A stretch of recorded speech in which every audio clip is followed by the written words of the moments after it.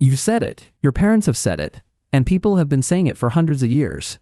Cats have 9 lives. It's one of those phrases so deeply embedded in everyday language that almost nobody stops to ask where it actually came from, or why the number is 9 specifically, and not 5, or 12, or 100.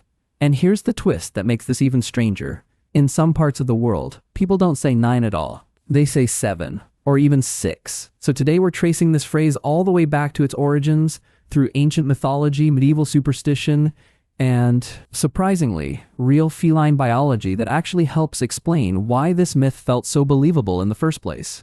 To find where this saying likely began, most historians and mythologists point to the same starting place: ancient Egypt, one of the most cat-obsessed civilizations in recorded history. Cats in ancient Egypt weren't just pets. They were considered sacred, even divine.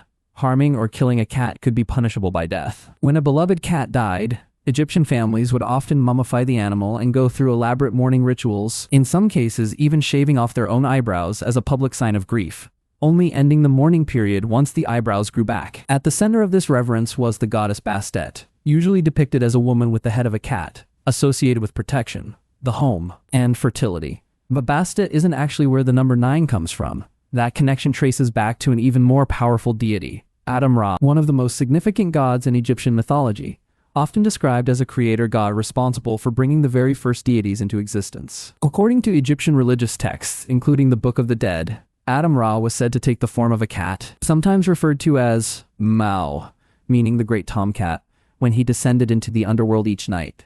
In one particularly striking passage, this divine cat is depicted defeating Apophis, a massive serpent representing chaos, using a knife beneath a sacred tree, essentially a god in cat form triumphing over death itself. Atum-Ra was also credited as the creator of a group of 9 gods and goddesses known collectively as the Ennead, a word that literally means the 9.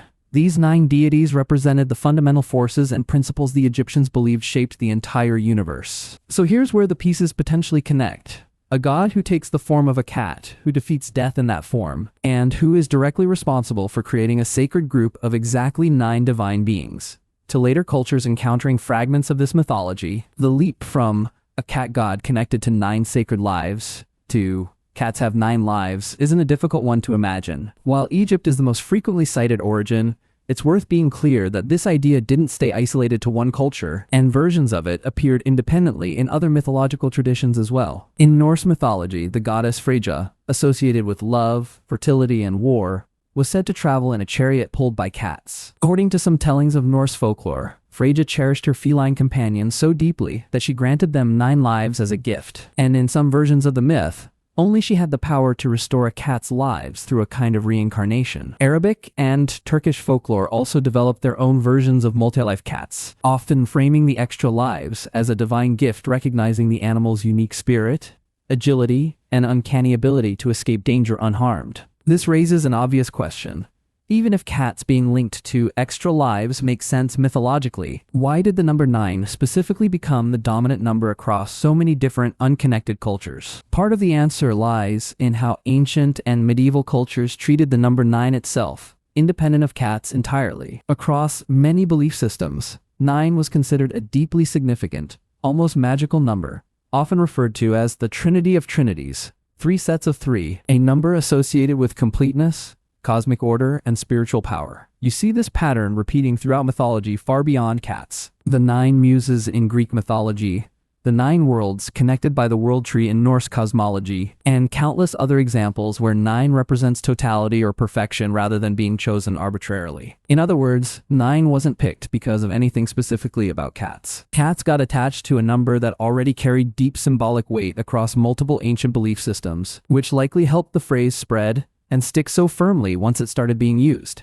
As this belief traveled forward in time into medieval Europe, something significant changed. The reverence cats had received in ancient Egypt didn't carry over cleanly. Instead, cats, especially black cats, became tangled up in a much darker set of superstitions. During the Middle Ages, cats, and again, black cats in particular, became strongly associated with witchcraft. Folklore of the era claimed that witches could transform into cats, or that cats served as animal companions, sometimes called familiars, for practitioners of dark magic. This association had genuinely tragic real-world consequences, with many cats killed during witch trials and periods of superstitious panic across Europe. Disturbingly, the same era is where a much grimmer thread connects directly to the 9 lives myth.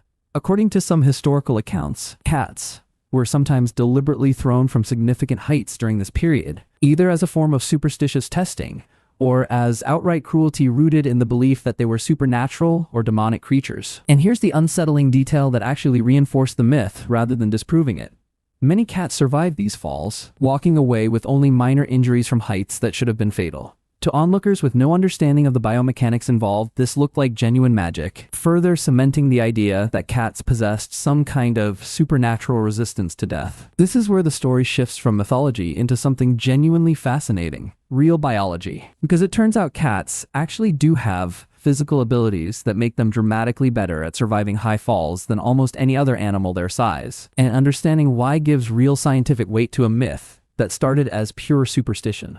The foundation of this ability is something scientists call the righting reflex, an innate, involuntary vestibular response that allows a cat to sense which way is down and rotate its body in midair to land feet first, all within a fraction of a second of beginning to fall. This isn't a learned behavior. Kittens develop a functional righting reflex by the time they're just 6 to 9 weeks old, and the ability remains instinctive throughout a cat's entire life. But orienting themselves feet down is only part of the story. Once a falling cat has completed that rotation, it doesn't stay rigid. Instead, it instinctively spreads its legs outward into what researchers often describe as a parachute or starfish position. This dramatically increases the cat's surface area relative to its body weight, which increases air resistance and directly slows its rate of fall. Here's where the science becomes genuinely counterintuitive and even mildly mind-bending. Every falling object eventually reaches what's called terminal velocity, the maximum speed it can reach where air resistance perfectly balances the pull of gravity, meaning it stops accelerating entirely.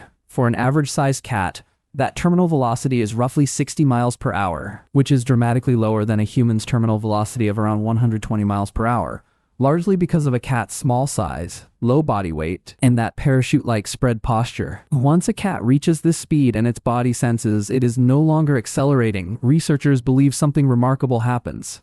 The cat's body actually relaxes. This directly connects to one of the strangest, most well-documented findings in veterinary research. A landmark 1987 study conducted at the New York City Animal Medical Center analyzed the injuries of cats brought in after falls from various heights in high-rise buildings. Counterintuitively, the study found that cats falling from higher floors, specifically between 7 and 32 stories, often had fewer serious injuries than cats falling from lower heights, between 2 and 6 stories. The leading scientific explanation is that once a falling cat reaches terminal velocity, typically achieves somewhere around 5 to 7 stories of falling, its body stops accelerating, allowing it to relax fully into that spread, shock-absorbing position, and distribute the eventual impact force more evenly across its entire body, rather than tensing up rigidly the way it might during a shorter, more sudden fall. On top of the righting reflex and terminal velocity effects, cats have another significant physical advantage most people never think about: their skeleton itself. Unlike humans, cats don't have a rigid, fully connected collarbone, which gives their front legs and shoulders an unusual degree of flexibility and range of motion. Combined with an extremely flexible spine, this allows a cat's body to essentially act as a natural shock absorber, distributing the force of a hard landing across its whole frame rather than concentrating that impact on any single point. None of this means cats are truly indestructible. Veterinarians are clear that fall-related injuries and deaths in cats are very real, and this entire body of research exists specifically because emergency veterinary clinics regularly treat cats suffering from what's clinically known as high-rise syndrome. But it does mean that, unlike most animals their size, cats have a genuinely unique, evolved combination of reflexes and anatomy that allows them to survive falls that would be fatal to almost any other creature of similar proportions, which goes a long way toward explaining why ancient and medieval observers, watching a cat calmly walk away from what should have been a fatal fall, understandably reach for a supernatural explanation instead of a biomechanical one. Here's a detail that surprises most people.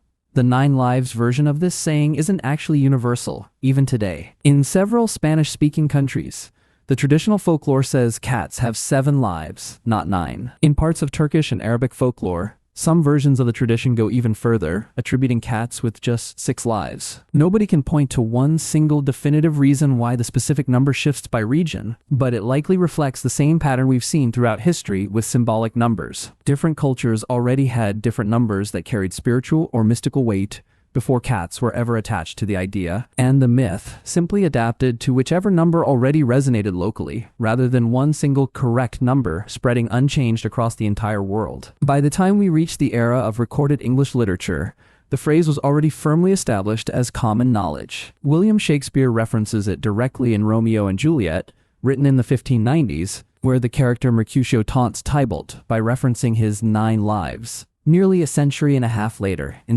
the writer Thomas Fuller recorded a version of the popular proverb outright. A cat has 9 lives, and a woman has 9 cats' lives, reflecting just how thoroughly the phrase had already worked its way into everyday English idiom by that point. An Old English rhyme even attempted to poetically divide up how a cat supposedly used those 9 lives. For 3 he plays, for 3 he strays, and for the last 3 he stays, loosely mapping the 9 lives onto different stages of a cat's life, from playful kittenhood, through an independent wandering adulthood, to a final, settled old age. What's genuinely fascinating about this particular myth is how many completely different forces layered on top of each other to keep it alive for thousands of years. Ancient religious mythology gave it a symbolic starting point. Medieval superstition, disturbingly, gave people real, if misunderstood, evidence that seemed to confirm it. Literature and proverbs cemented it permanently into everyday language. And underneath all of it, actual evolutionary biology gave cats a genuine, scientifically verifiable advantage at surviving falls that no other similarly sized animal shares, which means, in a strange way, this myth isn't purely fictional. It's a case of ancient humans correctly observing something remarkable and unusual about the natural world, and then reaching for mythology and religion to explain a phenomenon that wouldn't be properly understood through physics and biomechanics for thousands of years. So the next time your cat leaps off a shelf, twists effortlessly in midair, and lands perfectly on its feet like nothing happened, you're not just watching a cute, slightly smug animal. You're watching millions of years of evolved reflexes and flexible anatomy at work, the same real biological phenomenon that convinced ancient Egyptians a god lived inside their cat, medieval Europeans that cats were supernatural, and eventually gave us a saying that's still repeated everywhere, thousands of years later, by people who have absolutely no idea it might have started with a sun god defeating the serpent of chaos in the shape of a cat. Every strange saying you've never questioned has a hidden history like this one. We break down another one every episode, so if this kind of thing fascinates you as much as it fascinates us, stick around.